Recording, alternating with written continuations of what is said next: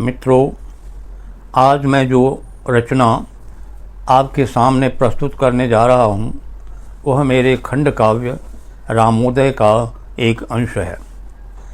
सन 80 के आसपास मैं वाल्मीकि रामायण को पढ़ रहा था। उसमें जब सीता राम के पास आती हैं विजय के पश्चात, तो राम सीता से कहते हैं, विदितश्चास्तु भद्रम ते योऽयं रण परिश्रमः सुतीर्णः सुहृदां वीर्यान् न त्वदर्थं मया कृतः रक्षता तु मया वृत्तम् अपवादं च सर्वतः प्रख्यातस्यात्मवंशस्य न्यंगं च परिमार्जता ततगच्छ त्वानुजानेद्य यथेष्टं जनकात्मजे एतां 10 दिशो भद्रे कार्यमस्ति न मे त्वया। हे जनक सुते, तुम्हारा कल्याण हो। तुम्हें मालूम होना चाहिए कि मैंने युद्ध में जो परिश्रम किया और मित्रों के पराक्रम से जो सफलता हासिल की, वह तुम्हें प्राप्त करने के लिए नहीं किया। सदाचार की रक्षा, चारों ओर फैले अपवादों का निवारण तथा अपने प्रशंसनीय सुविख्यात वंश पर लगे कलंक को परिमार्जित करने के लिए मैंने यह सब किया। इसलिए हे जनक कुमारी, तुम जहाँ चाहो वहाँ चली जाओ, मैं तुम्हें अनुमति देता हूँ। भद्रे, ये 10 दिशाएं तुम्हारे लिए खुली हैं। अब तुमसे मेरा कोई संबंध नहीं है। इस प्रसंग को सुनकर मुझे बड़ा दुख हुआ और उस समय मैंने एक लंबी कविता लिखी जो खंड काव्य रामोदय में शामिल कर ली गई।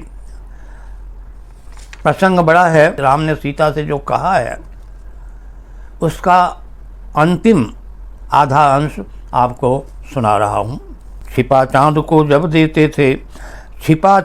जब देते थे नभ में फिर मेघ खंड आकर गिरती पाता था धरती पर मैं तुझको हाहा खाकर। भीतर की ज्वाला आंखों में आकर के उतरा जाती, अंग अंग में सौरधाव कोंदता जैसे विद्युत बरसाती।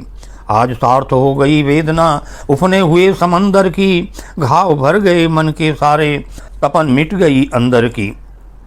बार बार मन पूछा करता जनक सुता कब आएगी, मुझको रूठा हुआ देखकर क्या फिर कभी मनाएगी। जहाँ कहीं भी मिले जानकी जाओ राम ढूंढ लाओ, आओ तो फिर लिए साथ में नहीं लौट कर मत आओ। जीवन से हटता जाता था तड़प तड़प कर मोह महा, कहाँ और कैसे होगी तू रात दिवस का सोच रहा।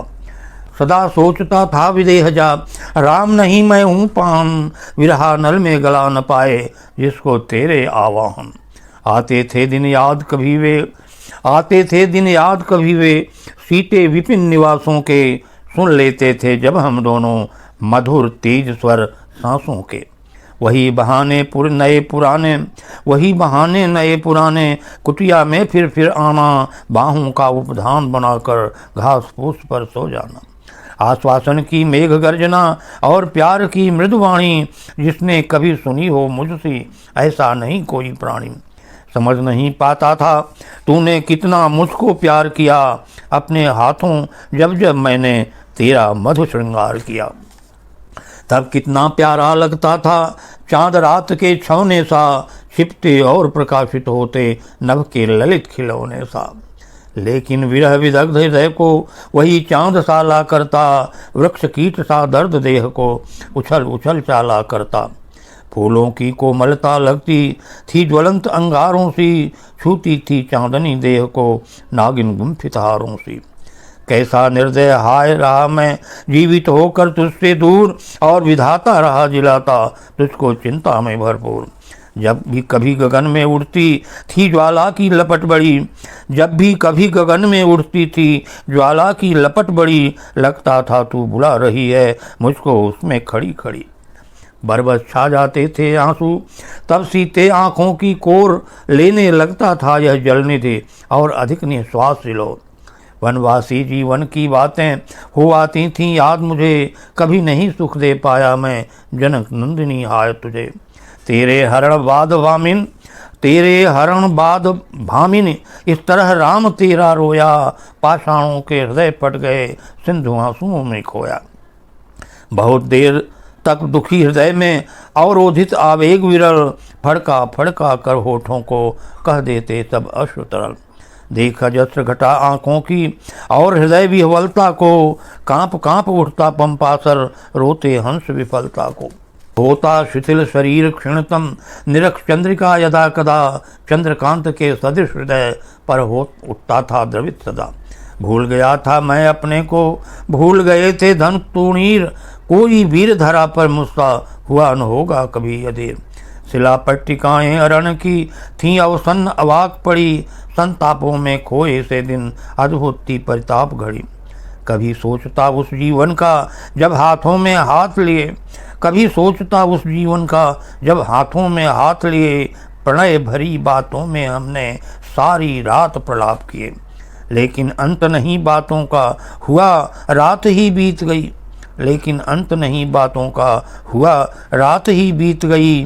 कुटिया में जलते दीपक की जीवन लीला रीत गई। आती थी तेरी सेवाएं, जब भी याद फूट जाता, बांध अश्रु सागर का सुंदर अपने आप टूट जाता। धारा क्रम से बहने लगते नेत्र मेघ लज्जाकारी, किरण बिंदु दिखते धरती पर टूटी मणिमाला भारी। चूर्ण बिंदु दिखते धरती पर टूटी मणिमाला भारी। कभी सोचता था पूछेंगे जब मुझसे मिथिलेश कभी, कहाँ जानकी गल जाते थे जीवन के संकल्प सभी। सपनों में देखता दशानन के सम्मुख सामी तुझको, नई प्रगति देती सतित्व को, ज्वाला पी जाती मुझको। आकुल अग्नि नेत्र उठ पड़ता, रोने लगते वीर सभी, तेरे लिए जानकी सुख से सोया कोई नहीं कभी। आकुल अग्नि नेत्र उठ पड़ता, रोने लगते वीर सभी, तेरे लिए जानकी सुख से सोया कोई नहीं कभी। मित्रों, आज का पाठ मैं यहीं समाप्त करता हूँ, बाकी फिर कभी।